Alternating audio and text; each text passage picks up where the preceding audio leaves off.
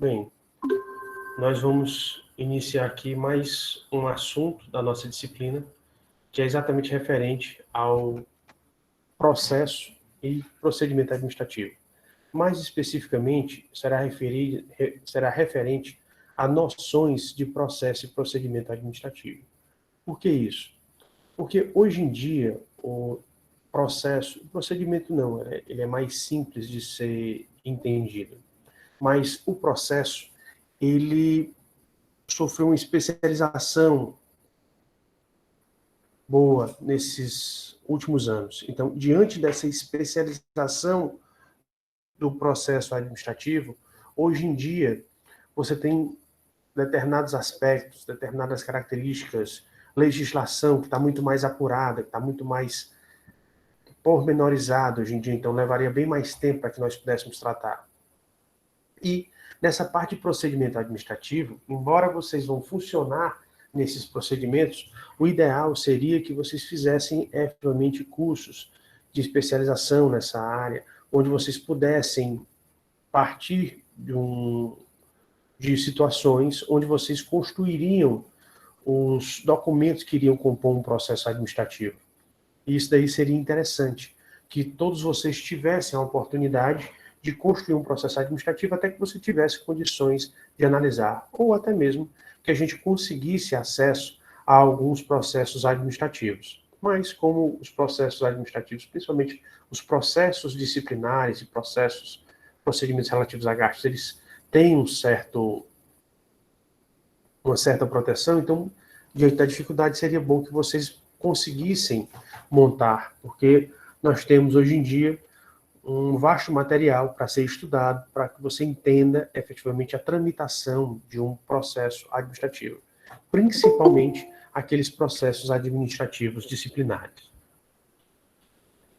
Então, por conta disso, de fato, a nossa aula hoje, o objetivo dela é passar as noções de procedimento e de processo administrativo. Para a gente iniciar a nossa apreciação ou o nosso estudo acerca das noções de processo e procedimento administrativo, nós devemos lembrar que a nossa história, ela influencia muito essa nossa formação, essa nossa ideia a respeito de processo e procedimento administrativo. E você pode se perguntar por quê?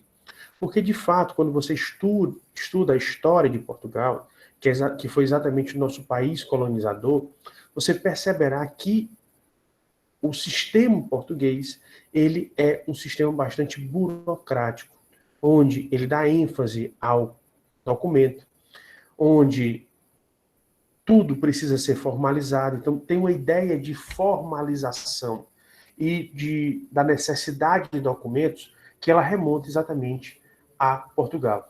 Se você fizer um comparativo, e aí depois quem quiser fazer até um TCC, ou posteriormente fazer um trabalho de especialização nessa área, você pode fazer um comparativo entre a tradição portuguesa de documentar tudo, de formalizar tudo, dessa tradição burocrática e frente a outros países, principalmente aos países da comunidade britânica e os Estados Unidos, onde você vai perceber que estes outros países, eles não têm tanto essa visão da burocratização. Pelo contrário, eles têm uma visão da desburocratização, ou seja, você deixar o sistema privado mais livre dessa atuação do poder público e também você conseguir resolver de maneira mais rápida e também eficiente os problemas que você possa vir a verificar, os litígios, as contendas que possam ser verificadas dentro da sua sociedade. Então, por isso, você vai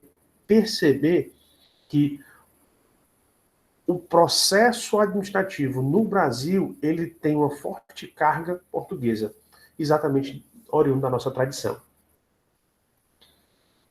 Então, por conta dessa carga portuguesa, e aqui, como vocês são estudantes de administração pública, vocês mais do que ninguém vão perceber essa tradição, vão perceber essa herança, esse legado português dentro da administração pública brasileira. Né?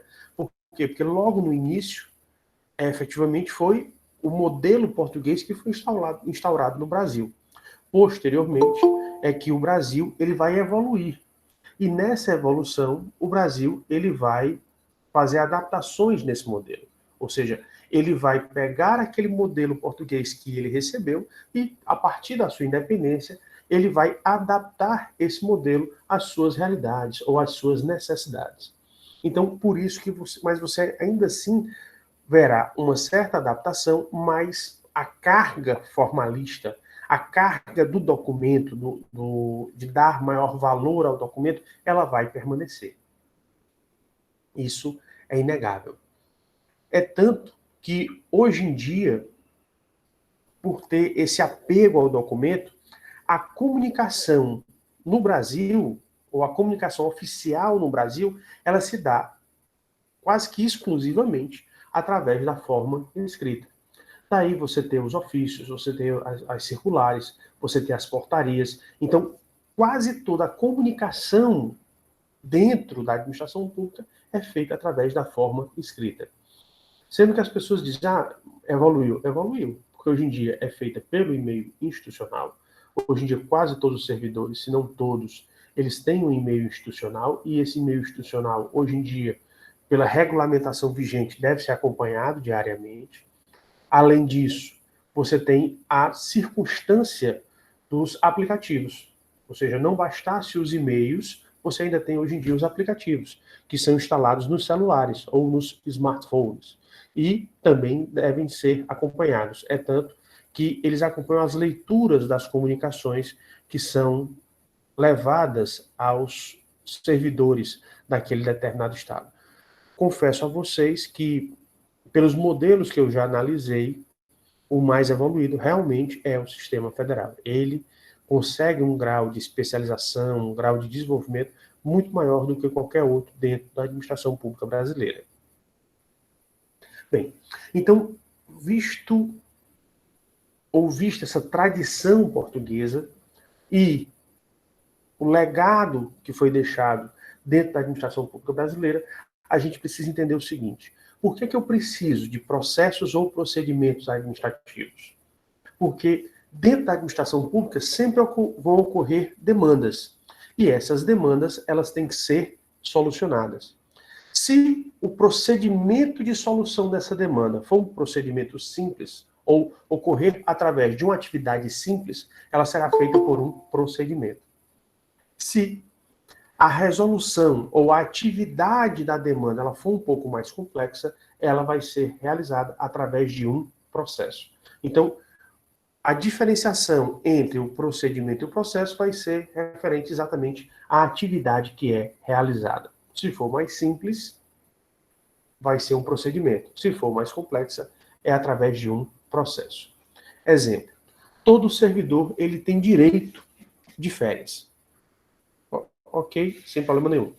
Então, a única situação é que o servidor ele deve formalizar o período de férias dele.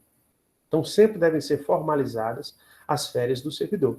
Então, por conta disso, todo e qualquer servidor precisa fazer a formalização.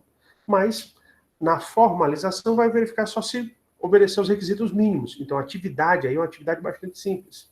Então, por isso que sempre que o servidor ele vai resolver a questão das suas férias, ele resolve através de um procedimento. Agora, se existe uma denúncia contra um servidor público, essa denúncia ela tem que ser verificada. O servidor vai ter que ser consultado, vai ter direito de se defender, de contradizer. A administração pública vai ter direito de levantar indícios, de verificar algumas provas para saber ou não se vai abrir ou não um processo administrativo. Por quê? Porque o procedimento ele se torna mais complexo. Porque você vai ter o corregedor atuando, a comissão de sindicância, você vai ter o sindicato junto com seus advogados. Então, a situação se tornou bem mais complexa. A atividade de solução desse problema se tornou bem mais complexo. Então, exatamente por isso, você abre um processo administrativo. Então, daí a diferenciação entre o procedimento e o processo administrativo.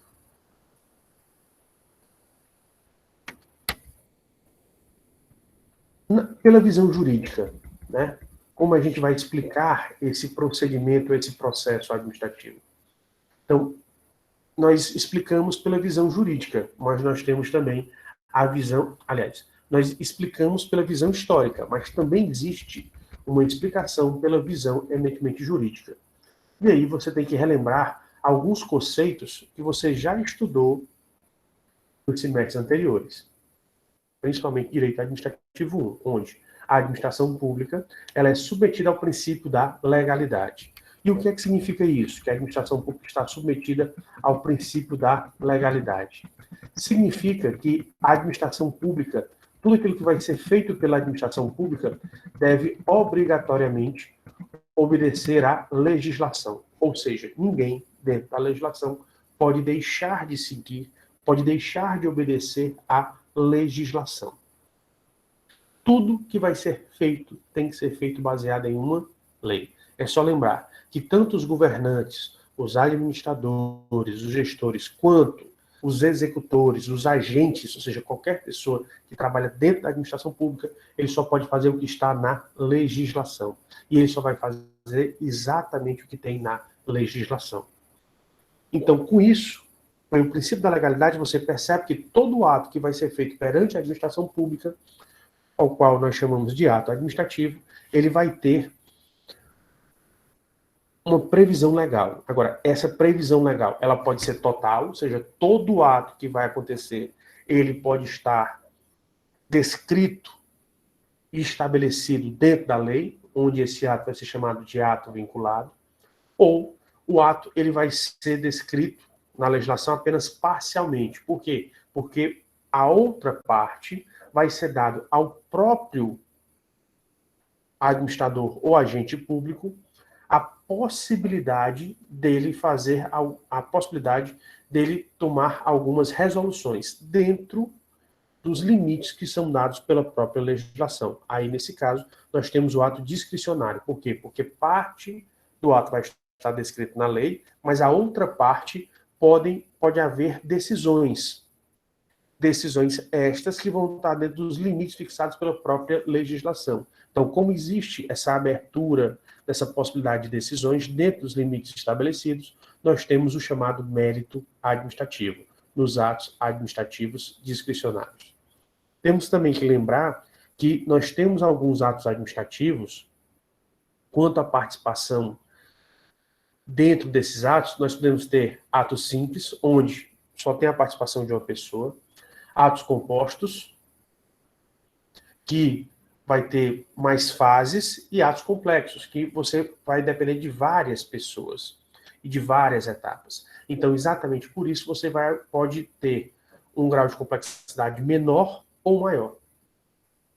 Lembrando que todo ato administrativo ele também é um ato jurídico. E é a lei que, nos atos administrativos, vai estabelecer os requisitos ou as exigências para a consecução ou para a realização de cada um dos atos. Quais seriam essas circunstâncias, essas exigências ou esses requisitos? A lei ela pode estabelecer exigências, como nós já dissemos, condições e formalidades para que aquele determinado ato seja realizado. E isso reflete muito dentro dos processos e do procedimento administrativo. Por quê? Porque, via de regra, esses processos ou procedimentos, eles vão ser instaurados quando existe uma circunstância especial ou excepcional. E aí precisa de maior atenção para que elas sejam resolvidas. Para falar de uma maneira mais simples, como nós estamos aqui nos atendo às noções de processo e procedimento administrativo, nós não precisamos aprofundar tanto o nosso conhecimento. Então, nós poderíamos dizer que o procedimento, ele envolve atos administrativos que possuem menor exigência ou menos condições e formalidades. De forma simples. Já referente ao processo, seriam aqueles atos administrativos que possuem mais exigências, mais condições, mais formalidades. Então, seria exatamente essa relação. E o procedimento, o processo administrativo, seria o processo que é feito no âmbito do Poder Executivo.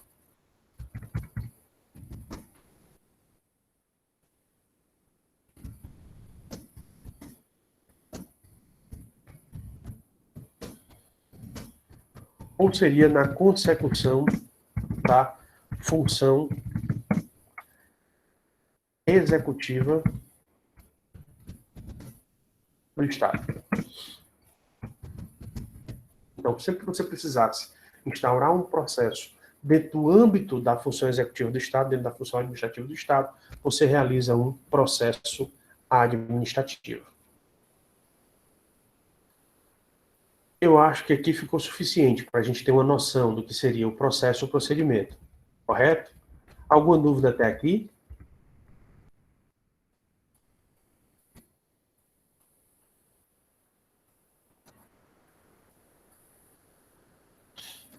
Agradeço aí o retorno. Então, uma vez que a gente consegue formar essa noção ou essa ideia sobre processo e procedimento administrativo, nós temos que evoluir na nossa análise. Então, o primeiro passo é entender que esses processos e procedimentos, pelo princípio da legalidade, ele vai ter que obedecer às normas vigentes. Lembrando, qual é a norma mais importante do Estado?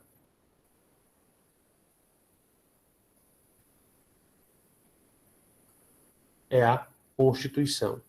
Então, por isso que as primeiras normas ou as primeiras regras que devem ser seguidas dentro de um procedimento ou de um processo administrativo ou são exatamente as normas constitucionais. Aqui nós elencamos as normas constitucionais mais importantes para que vocês tivessem uma noção. Nós encontramos aí no artigo 5º, ou seja, naquele artigo que foi separado para os direitos e garantias fundamentais. Nós temos no artigo 5º, inciso 53 da Constituição Federal de 88, nós temos o princípio do juiz natural. E o que é que significa esse princípio do juiz natural? Esse princípio do juiz natural, ele diz, ou ele afirma para qualquer pessoa uma garantia. Que garantia é essa? Que qualquer problema, qualquer situação jurídica que precise ser avaliada pelo Estado através do Poder Judiciário, já existe um juiz competente para tanto. Professor, e se surgirem situações novas? A justiça, ela já foi organizada de uma maneira que mesmo as situações novas, elas serão resolvidas por um juiz já existente. O que se busca evitar aqui são os chamados tribunais ad hoc. E eu explico para vocês. Primeiro, a questão do problema de um tribunal ou de um juiz ad hoc. Imagine o seguinte, se primeiro acontecesse o problema e depois o Estado escolhesse o juiz, o que acontece? A pessoa encarregada de escolher o juiz, ele poderia escolher o juiz ao seu bel prazer. E daí, ele poderia favorecer aos amigos ou às pessoas que lhe dessem um agrado e prejudicar aos inimigos ou às pessoas que não lhe dessem esse agrado. Então, exatamente por isso é que no mundo se evita ou se colocou uma regra, um axioma jurídico de que não podem existir os chamados tribunais de exceção ou tribunais ad hoc. Para evitar exatamente isso, que pessoas parciais elas sejam encarregadas de solucionar determinadas demandas. Então, como essas pessoas são parciais, você já saberia de antemão a tendência daquele determinado magistrado, se seria de condenar ou se seria de absolver a pessoa naquela determinada demanda. Então, para evitar isso, é que os juízes devem estar sempre definidos antes que as demandas aconteçam, antes que os problemas aconteçam, antes que os fatos aconteçam. Isso é possível? É. Aqui no Brasil, o que acontece? Nós temos a organização da nossa jurisdição. Nós temos a Justiça Militar Federal. Então, a Justiça Militar Federal, ele vai tratar das questões militares, principalmente os crimes militares. Por isso que você tem a Justiça Militar Federal. Nós temos, além da Justiça Militar Federal, nós temos a Justiça Eleitoral, que vão cuidar das eleições e tudo aquilo relativo às eleições. Nós temos a Justiça do Trabalho, que vai tratar de tudo referente a questões trabalhistas dentro do Estado. Fora essas três, nós temos a chamada jurisdição que nós chamamos residual. Por que ela é chamada de jurisdição residual? Porque ela fica com todo o resto. Aquilo que não for demanda da Justiça Militar Federal, que não for demanda da Justiça Eleitoral ou da Justiça do Trabalho, vai para essa chamada Justiça Residual, onde ela ainda tem, dentro dessa Justiça Residual, ela ainda tem exatamente duas vertentes. A Justiça Federal, que vai cuidar dessa competência residual, mas somente aquilo que for de interesse da União, e nós temos a Justiça Estadual, onde realmente ela cuida de tudo aquilo que as outras justiças especializadas não cuidam. Então, por isso tem algumas pessoas que defendem que a Justiça Residual Federal, ela seria também uma justiça especializada, e a única efetivamente residual seria a Justiça a Justiça Residual Estadual, onde ela ficaria com todos os demais. Ou seja, se não se encaixar em nenhuma das justiças especializadas, é da competência da Justiça Estadual. Então, você sempre tem como definir para que juiz vai, mesmo no caso de demandas novas. Por quê? Porque sabe que as demandas novas, que já não têm uma previsão, que não têm especialização, vão para a Justiça Estadual. Isso é como eu digo para vocês, impede exatamente que você tenha a nomeação de juízes já com um julgamento pré-definido, ou para absolver ou para condenar. Entendido esse princípio do juiz natural?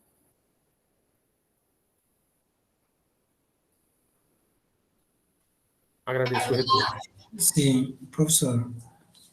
Obrigado. O próximo princípio, que é o princípio do devido processo legal. Esse princípio é um princípio bastante interessante. Por quê? E aqui é uma situação que uma pessoa leiga, ela não se apercebe tanto. Por quê? Porque nós, ou pelo menos a nossa sociedade, ela não nos ensina a parcimônia, a sermos pessoas parcimoniosas, ou seja, pessoas calmas e pessoas sábias, para utilizar a sabedoria para solucionar as demandas. Você quer ver um exemplo? Quando você vê uma determinada situação, você já trata logo, de antemão, de escolher um lado. Então, digamos, você tem uma pessoa que está correndo atrás de outra e derruba essa, e a pessoa que vem atrás consegue derrubar a pessoa da frente. Aí quando você presencia a cena e a pessoa de trás derrubando a pessoa da frente, você diz, que absurdo. E se essa pessoa da frente era um ladrão que tinha acabado de roubar, ou a pessoa que está atrás, ou uma pessoa, um amigo da pessoa que estava atrás, e ele estava perseguindo? Acontece. E ele está defendendo o direito de outra pessoa. Mas sempre que você vê um fato na sua frente, você se preocupa em saber o que de fato aconteceu ou trata logo de julgar o fato somente pelo que você viu?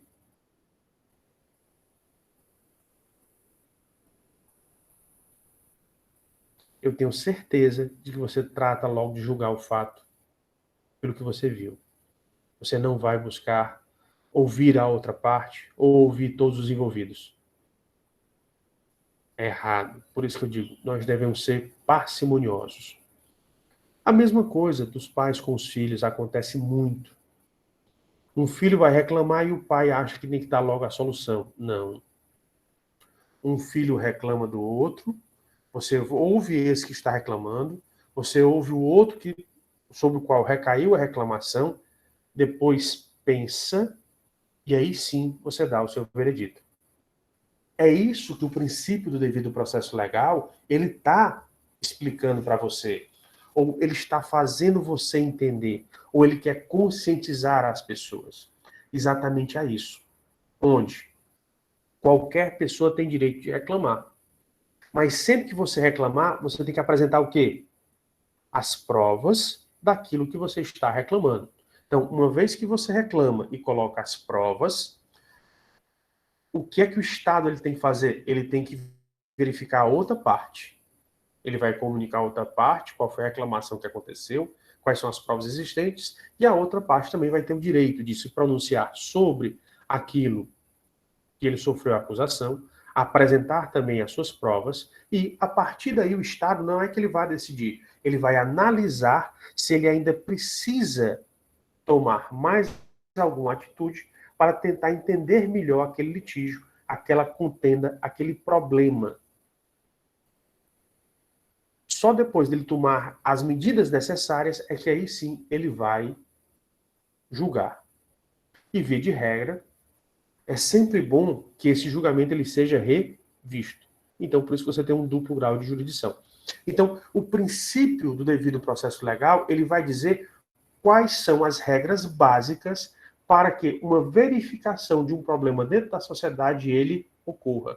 Então, são regras básicas. O que é que eu estou querendo dizer? Que todos os processos, eles devem seguir aquelas regras básicas. Tem uma coisa que existia antigamente. E o que é que se existia antigamente? Nós sabemos que seres humanos nunca são perfeitos. Todos nós somos imperfeitos. Todos nós temos algo de errado. E algo que nós podemos melhorar. Então, o que acontece? Antigamente, quando existiam notícias contra os policiais militares, o que é que o comando fazia com esses policiais militares? Eles demitiam os policiais sem nenhum processo administrativo. Pergunto a vocês, essa postura dos antigos comandos da Polícia Militar ou das polícias militares espalhadas por todo o Brasil, está correto ou está errado?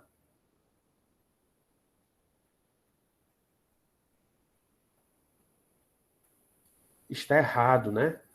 Todas as pessoas que vão sofrer alguma sanção, eles têm todo o direito de um processo, seja judicial ou seja administrativo, onde todas as regras básicas processuais sejam seguidas obrigatoriamente. Então, essa demissão liminar, ou seja, sem fazer as devidas checagens, sem ter os devidos processos, seja o processo administrativo, seja o processo judicial, está errada.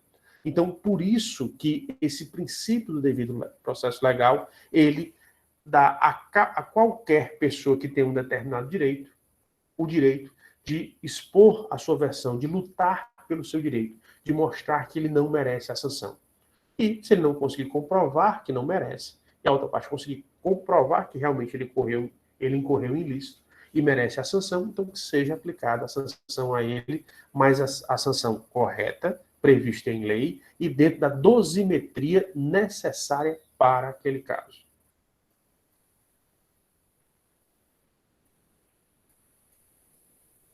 Conseguiram compreender também esse outro princípio?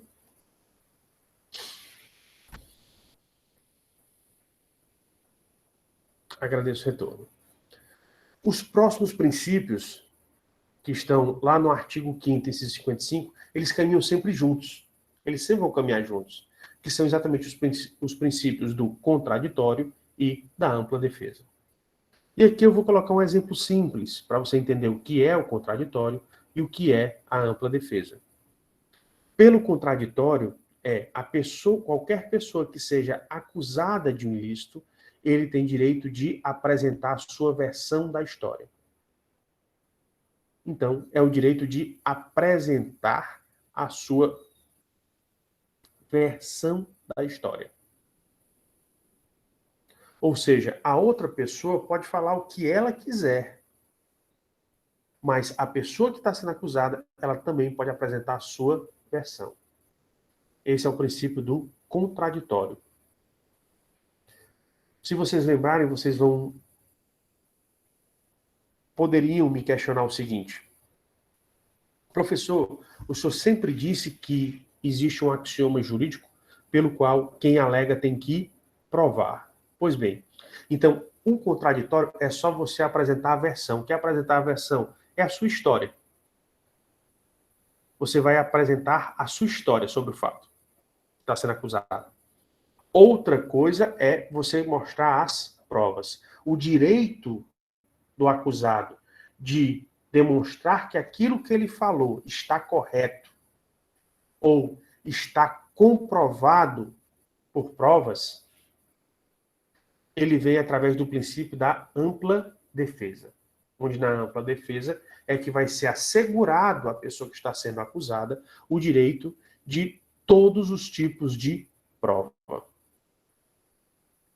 E que ele possa produzir todos os tipos de prova admissíveis em direito, dentro do processo. Então, por isso que o contraditório é o direito de apresentar a sua versão. E o princípio da ampla defesa é o direito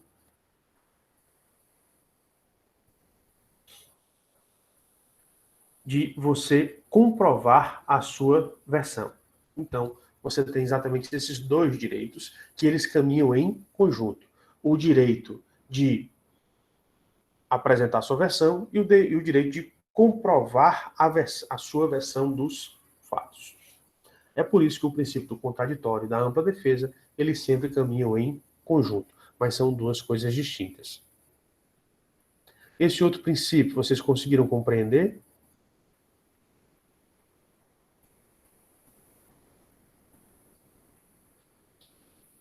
Agradeço a todo. E, por fim, dentre os princípios que nós colocamos como os princípios principais para o processo administrativo, nós temos o princípio da inadmissibilidade de provas ilícitas. Ou seja, quando você está avaliando uma situação, pois não?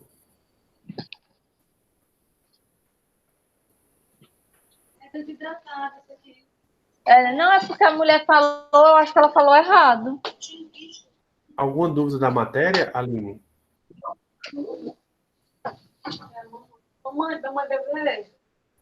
Aline?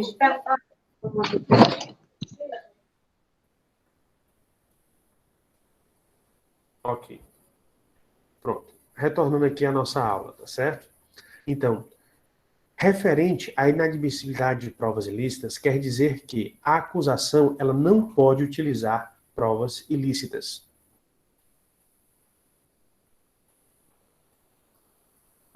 E o que é que significa isso? Significa que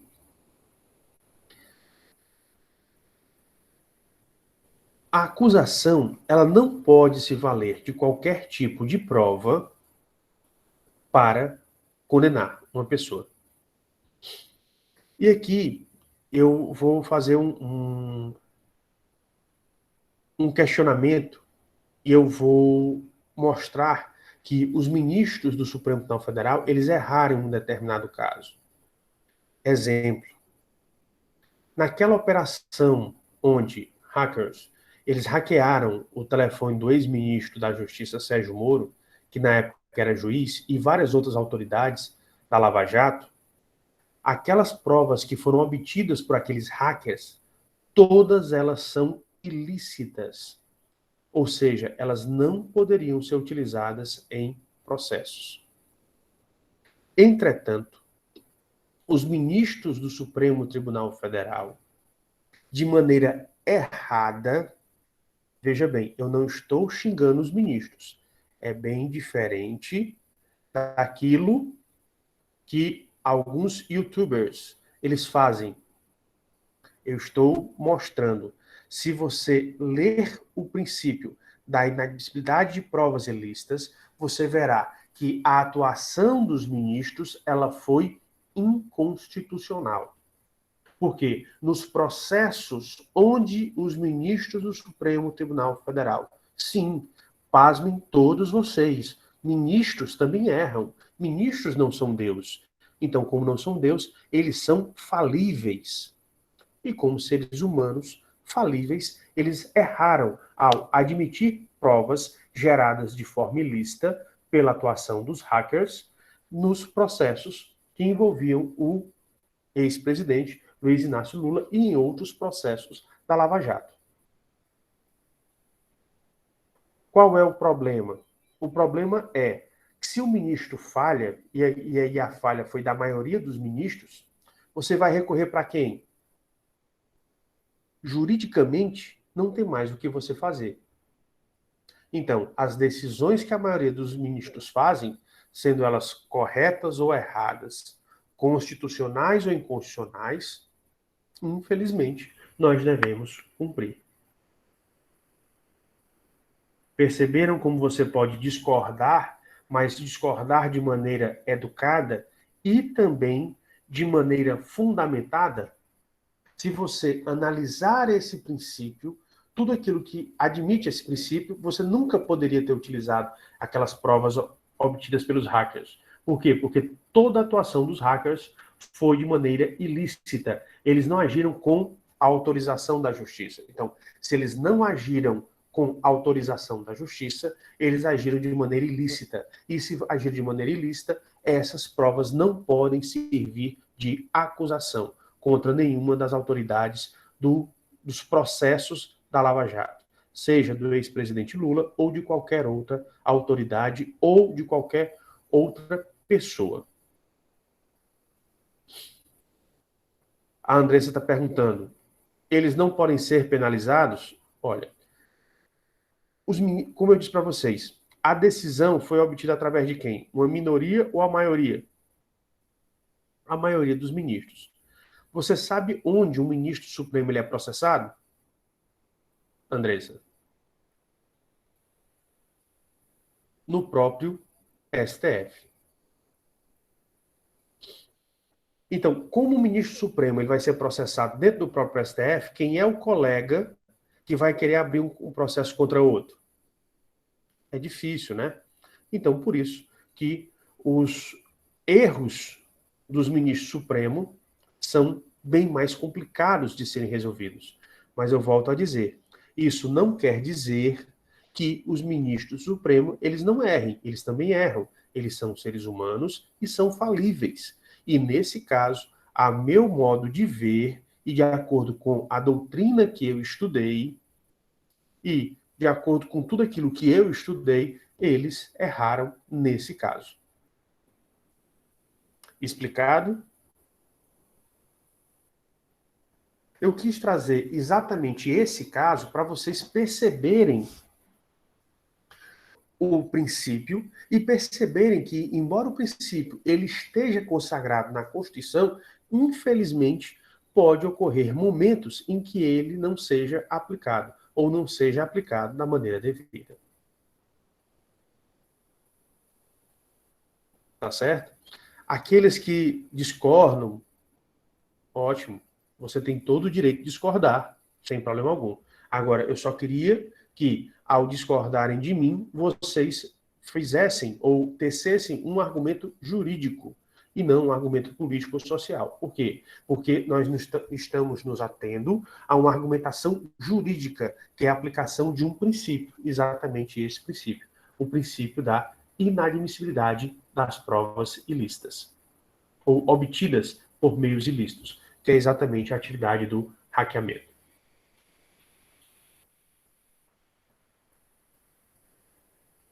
Alguém gostaria de falar alguma coisa ou posso seguir adiante?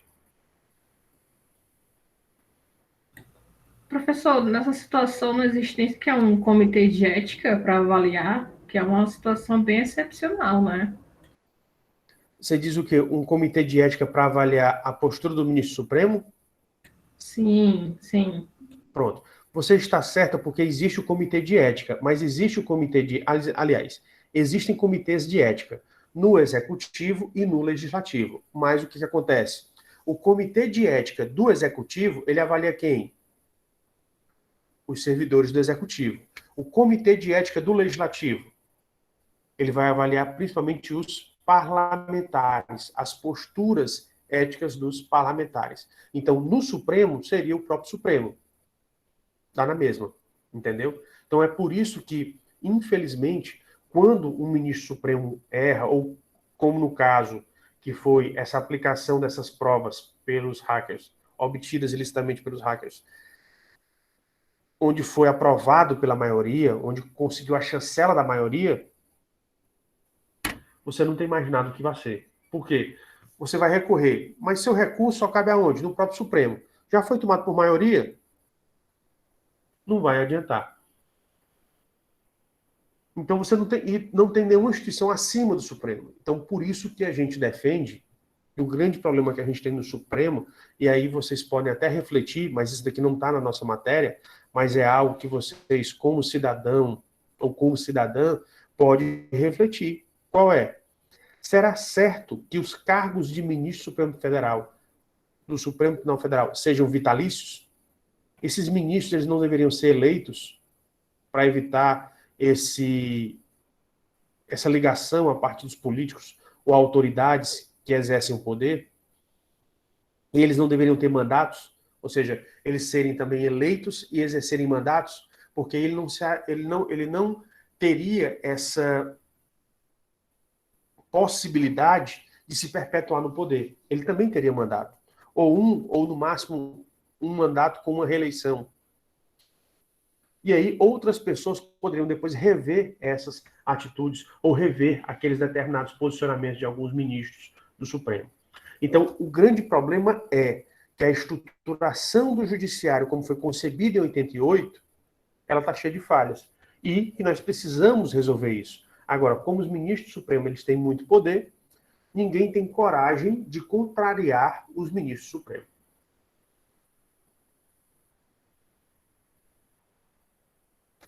Conseguiu compreender agora a gravidade da situação? Entendi, bem e a sem extensão saída, do... né?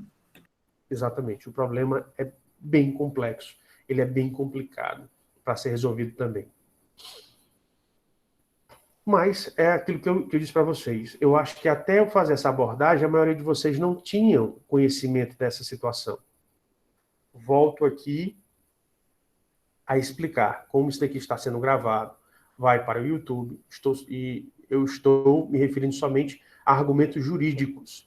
Eu não estou me referindo a um ministro A, B ou C, a um ministro específico, como também eu não estou desrespeitando nenhum deles.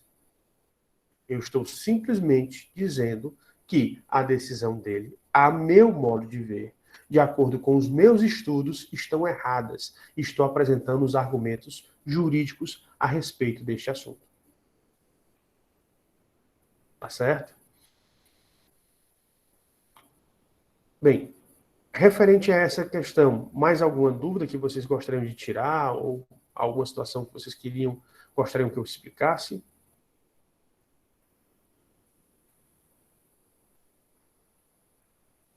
Não? Então, vamos à lei, né?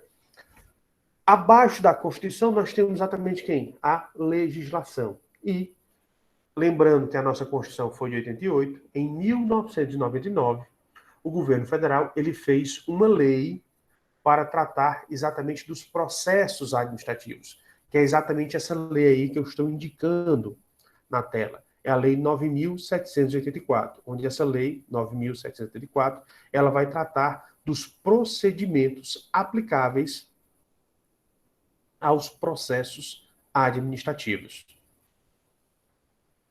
Nessa lei, é importante que você, principalmente quem vai atuar, por exemplo, quem já é servidor público, de qualquer área, se você for professor da área pública, for médico, enfermeiro, técnico, auxiliar de enfermagem, for do quadro administrativo de qualquer secretaria, é importante que você já tenha noção dessa lei, a 9.784.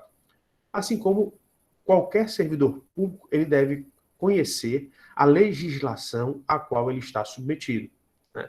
Então, por isso que eu sugiro que vocês leiam toda a legislação. É uma lei que não é muito longa, ela tem um tamanho razoável e que você pode, em 1 hora, 2 horas, ler e refletir sobre essa legislação. Então, não vai lhe custar nada.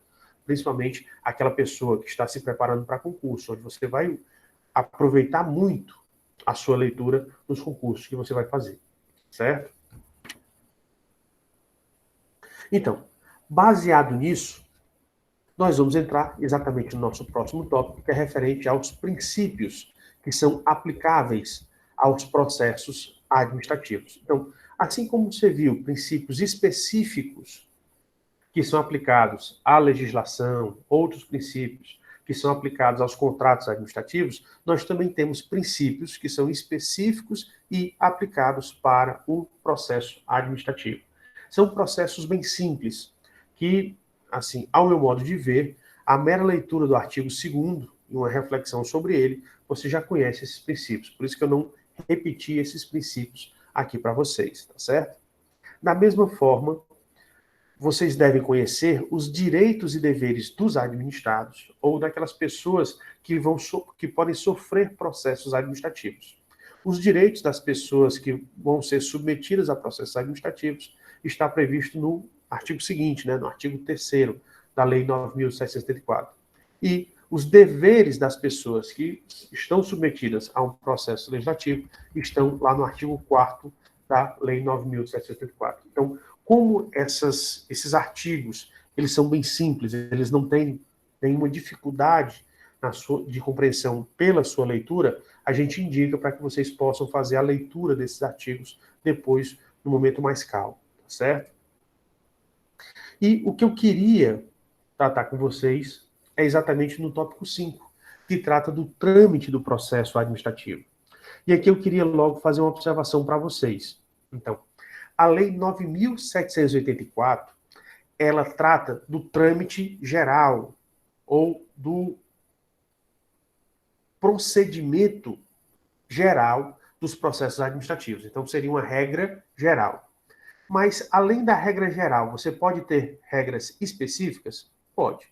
Por exemplo, em processos disciplinares, você tem algumas situações específicas onde a própria legislação administrativa, ela pode trazer regras de processo ou de procedimento administrativo. É o caso exatamente dos procedimentos disciplinares ou dos processos administrativos disciplinares, onde a Lei 8.112, ela trata de alguns procedimentos no caso de alguns ilícitos. Por exemplo, cumulação de cargos. Quando um determinado servidor, ele feito uma sondagem, constata-se que um determinado servidor ele pode ter uma acumulação indevida de cargos, a Lei 8.112, se um desses cargos for federal, a Lei 8.112, ela prevê um procedimento específico, um procedimento administrativo disciplinar específico somente para esses casos, da acumulação indevida de cargos. Da mesma forma, por abandono de cargo e assim por diante. Você tem procedimentos específicos. Então, você tem a Lei 9.774 como sendo a regra geral, mas isso não impede que, dentro da legislação administrativa, que você sabe que é uma legislação esparsa, tenha outros tipos de procedimentos ou de processos. Então, nesses casos de procedimentos específicos ou de processos específicos, você aplica a legislação específica, certo? Aí é você aplicar uma regra do direito que diz, entre a regra geral e a regra específica, você dá prioridade à regra específica. É o chamado princípio da especialidade.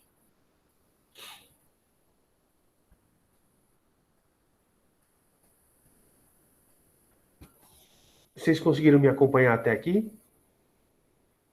Tudo bem? Sim. Yasmin, você está perguntando o texto, o que eu estou solicitando a vocês é que vocês, no caso, procurem essa legislação que eu indiquei, a legislação, no caso, a Lei Federal número 9.784, de 99, e fizessem a leitura de toda ela. Se não for possível, que vocês pelo menos leiam aqueles artigos que eu apontei, né? O artigo 2º, que refere-se aos princípios, o artigo 3º, referente aos direitos da pessoa que está sofrendo um processo administrativo, e o artigo 4º, que são os deveres para com ela, que devem ser feitos. Esclarecida? Ok. Em relação à legislação, eu não coloco, porque a legislação, quando você procura pelo site do Planalto, é só você colocar o número, lei e o número dela, que já vai sair uma das opções na busca é a opção do Planalto, e quando você pega essa opção do Planalto, ela sempre é a versão atualizada da legislação. Então, por isso que eu nunca coloco essa, porque é fácil a busca, é fácil você encontrar, e o site do Planalto, a gente indica sempre que você busque o texto pelo site do Planalto, porque ele é o mais atualizado. Qualquer alteração que é colocada, ele já vai para o site do Planalto. Entendido?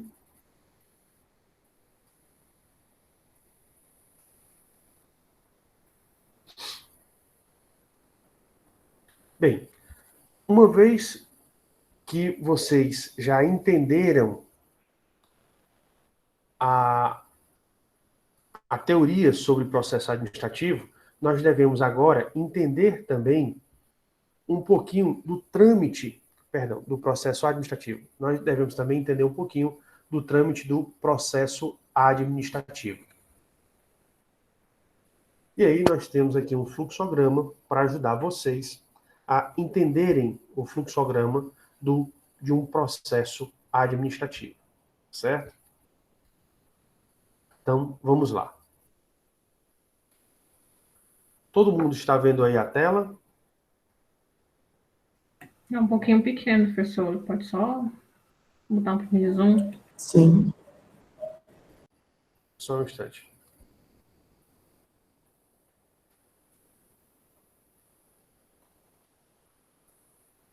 Espera só um minutinho.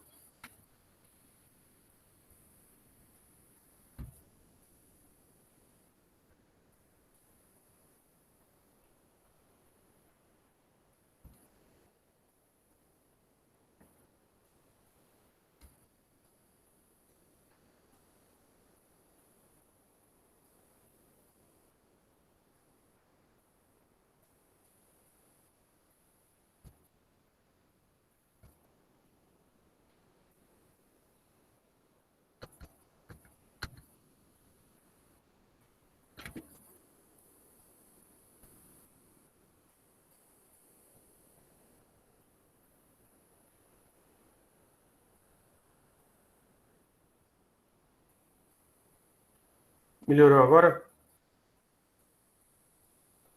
Sim. Ok. Então, vamos lá.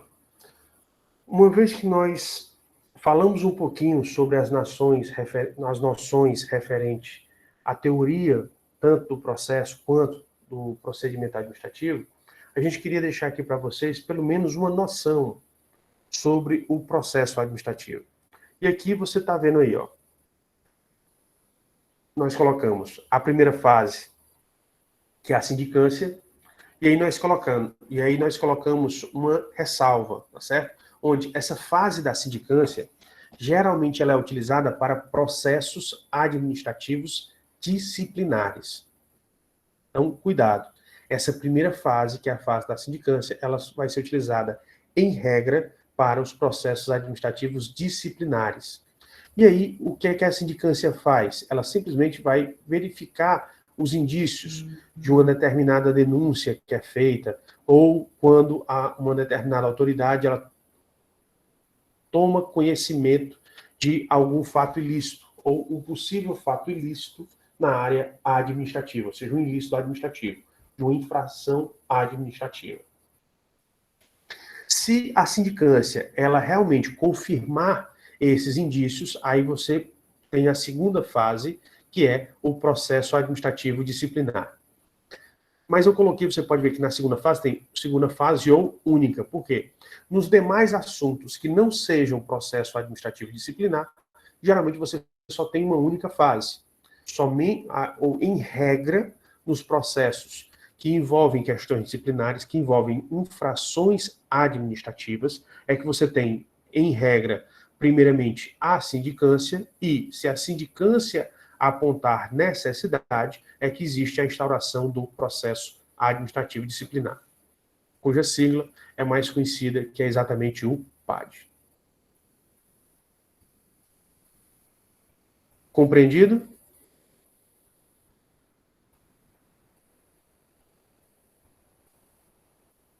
Sim. Pronto. Como a sindicância é um procedimento mais simples de verificação de indícios, eu não vou me ater tanto à sindicância, eu vou me ater mais ao fluxograma do processo administrativo em si. Tá certo? Então, o que é importante eu entender no procedimento administrativo em si? Primeiramente, que ele pode iniciar, e aí nós colocamos aí de duas formas, né? Ele pode iniciar de ofício ou a pedido do interessado. Qual é a diferença? Quando você diz que um processo administrativo ele inicia de ofício, é porque uma autoridade pública ela toma conhecimento e ela tem que agir naquele determinado caso. Ela é obrigada, ela tem um dever de agir. Então ela não pode se furtar, porque se ela se furtar, ela vai incorrer tanto em uma infração administrativa, como também ela vai incorrer em um problema ou uma situação de crime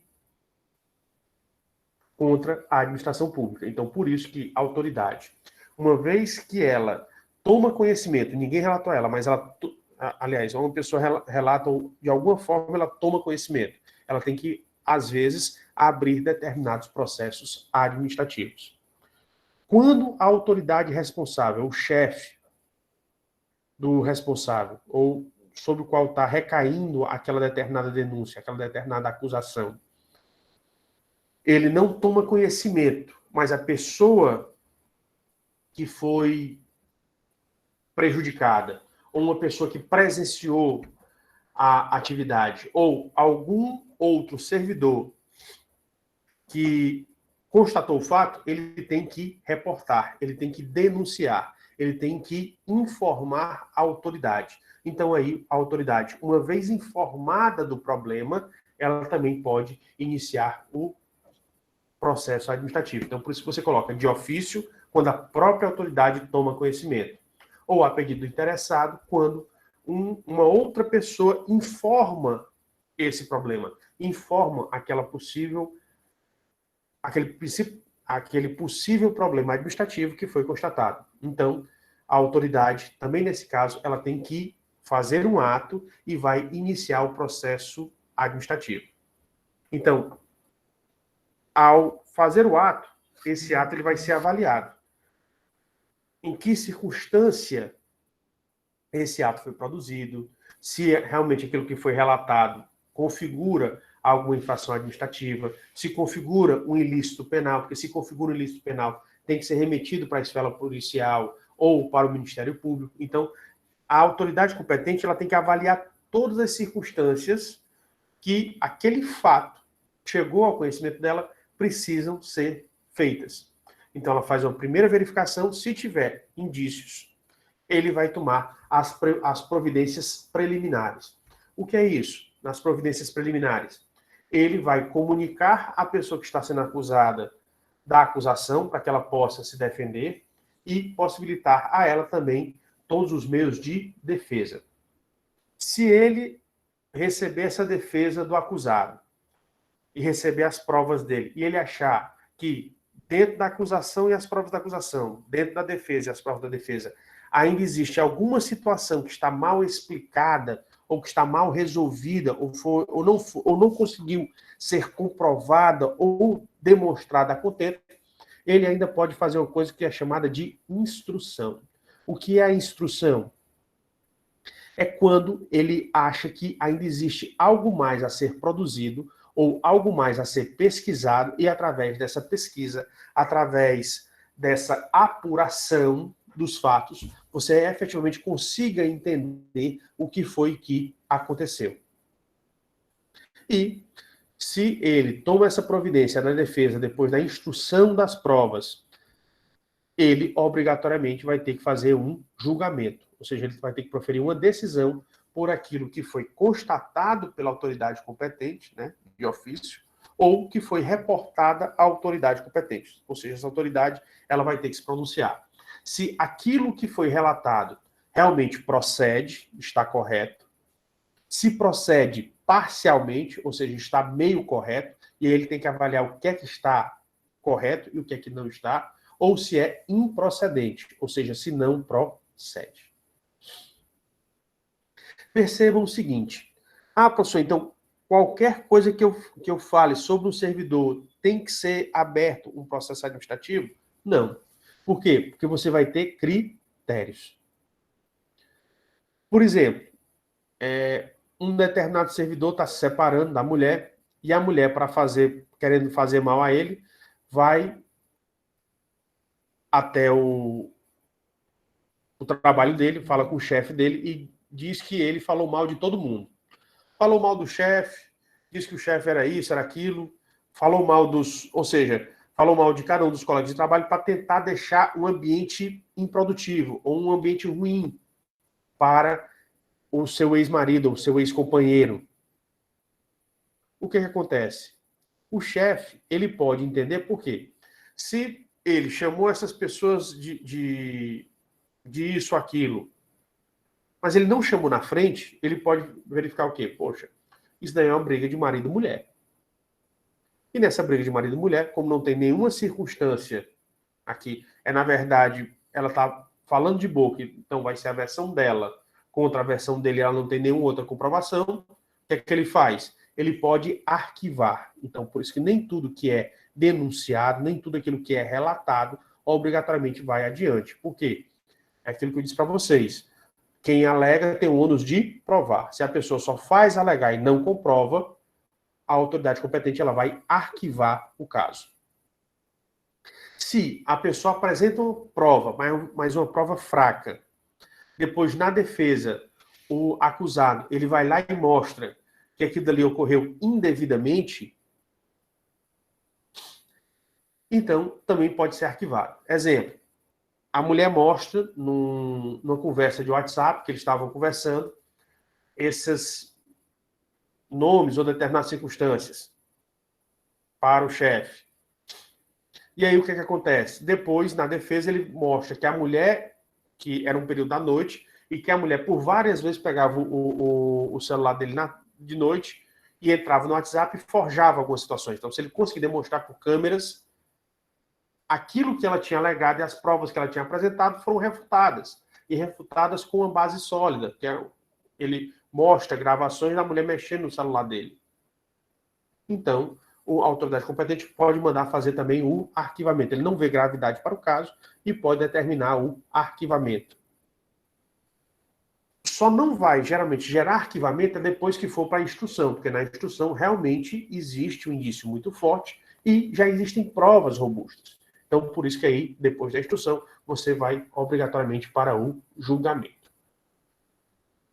Interessante que, via de regra, os julgamentos admite-se recurso ou revisão a quem se sentir prejudicado. Então, quem se sentir prejudicado no julgamento, ele pode pedir o recurso ou uma revisão, ou seja, ele pede que aquela situação seja revista por uma autoridade superior. Lembrando que no Brasil nós adotamos o sistema inglês. O que é que significa isso? Que no Brasil adota o sistema inglês. Esta via do processo administrativo, ela é obrigatória?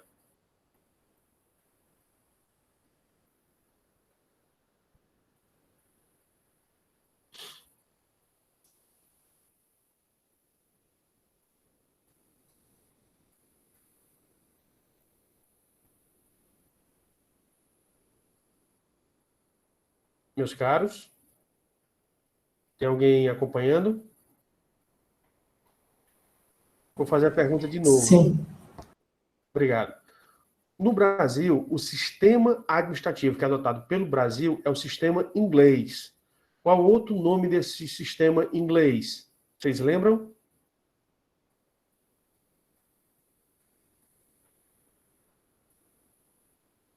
É o sistema judicial.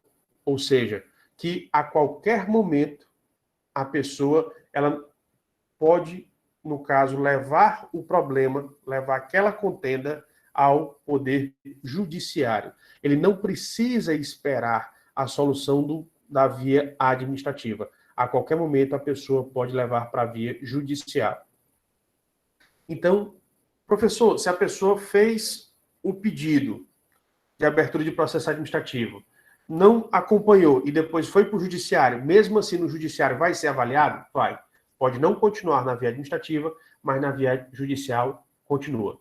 Professor, e se já foi julgado na via administrativa e a pessoa perdeu? Não importa, a pessoa pode ir para a via judicial. E se a pessoa ela foi para a via administrativa, perdeu, entrou com recurso, perdeu tudo na via administrativa, ainda assim ela pode ir para a via judicial e ganhar na via judicial, porque a via judicial ela não depende da via administrativa. São duas vias que ocorrem de maneira independente. E a pessoa pode ou optar direto pela via judicial, ou ela pode optar de ir a qualquer momento. Ela pode optar em ir logo no início e nem abrir o processo administrativo, ou, mesmo uma vez que seja aberto o processo administrativo, ela pode optar a qualquer momento.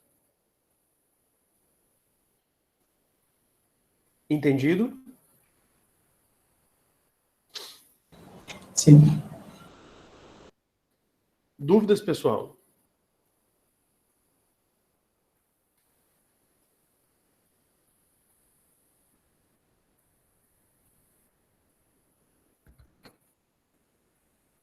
Professor, esse processo administrativo que o senhor está falando é em relação a processos relacionados à administração, dentro da administração pública, né? Servidores. Isso. São Tá. processos administrativos, mas não é, esses processos administrativos eles não acontecem somente dentro do executivo. Eles podem ocorrer porque o legislativo ele vai executar parte de atividades administrativas. Sim, né? Vai.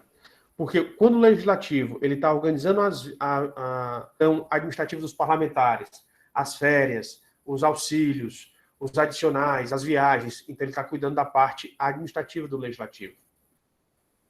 O judiciário, quando toma conta do juiz ou dos funcionários, do mesmo jeito. Então, o processo administrativo ele vai ser instaurado sempre que você tiver execução da função administrativa, principalmente no Poder Executivo, porque é o poder principal que executa a atividade administrativa, mas não é o único poder. Ou seja, por isso que você pode constatar processos administrativos dentro do legislativo e também dentro do poder judiciário.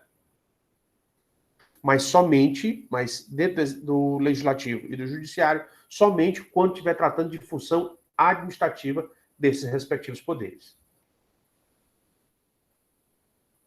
Então, a administração indireta, ela já age de outra forma, né?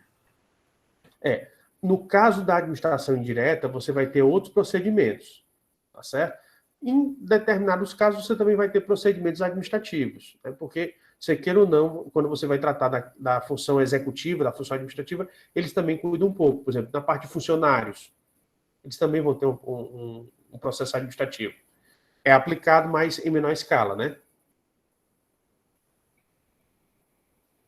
Sim, sim, entendido, professor. Ok. Mas a sua dúvida foi muito boa, viu? Muito obrigado pela contribuição. Mais alguém?